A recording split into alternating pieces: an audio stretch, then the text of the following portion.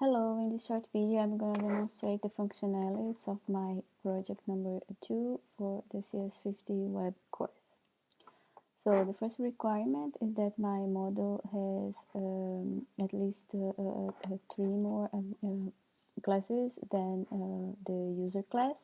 So I have here actually 4 classes. The listing class I implemented inside some subclasses that are going to be used as categories.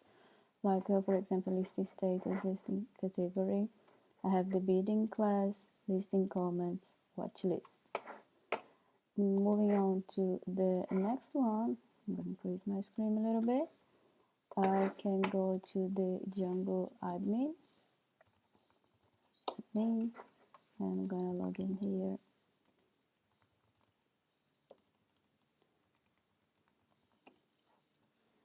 And here you can see all my classes, and if I click on any of them, you can see that I implement the string function, so you can have a better description of the item that is being sold, for example. Let's go to another one, like listing comments. So I see here Ronnie Compton socks and so on. So we will log out and we will go back to the website. So here I have the page with all the listings if the user wants. Important to say that this first page I see all the listings, and here I can see on the status if they were like bid on, sold, and so on. I'll see the price of the current bid, but if I try to go to a certain item, it's going to redirect me to the login page because the user can only see an item if they are logged in. And a difference from the login page and here is that if I go to the active listings, I only see the listings that are actually able to be bidded on. So I will log in. I will log in with Harry.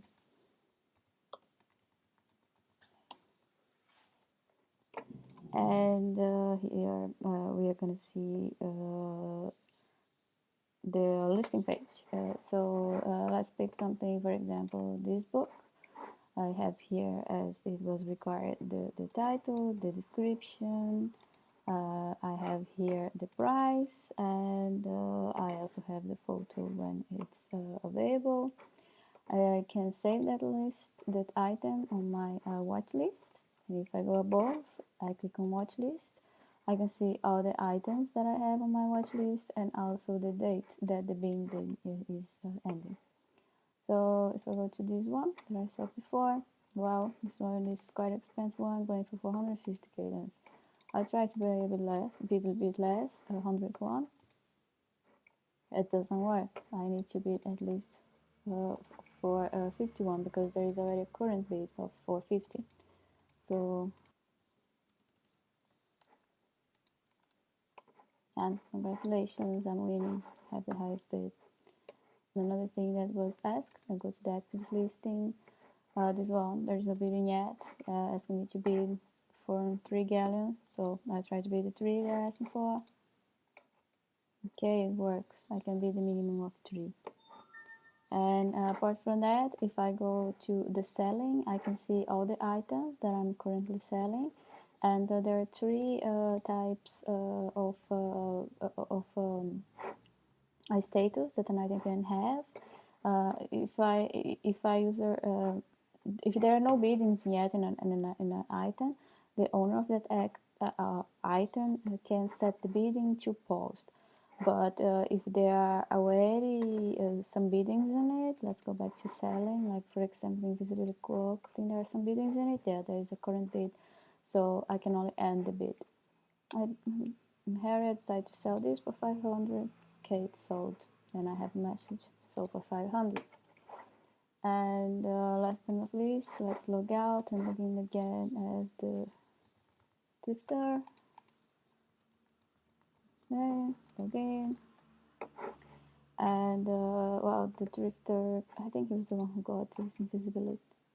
Oh no, it wasn't him. Wow. Let's leave a comment then. Okay, the comment function then works. But if you go to my watch list, I was watching the Nimbus and it was sold and was actually sold to me. So yeah, I see that. And with that, I I still have to demonstrate another item. Sorry, the adding a new item. Let's suppose potion book. I'm looking for the book of spells.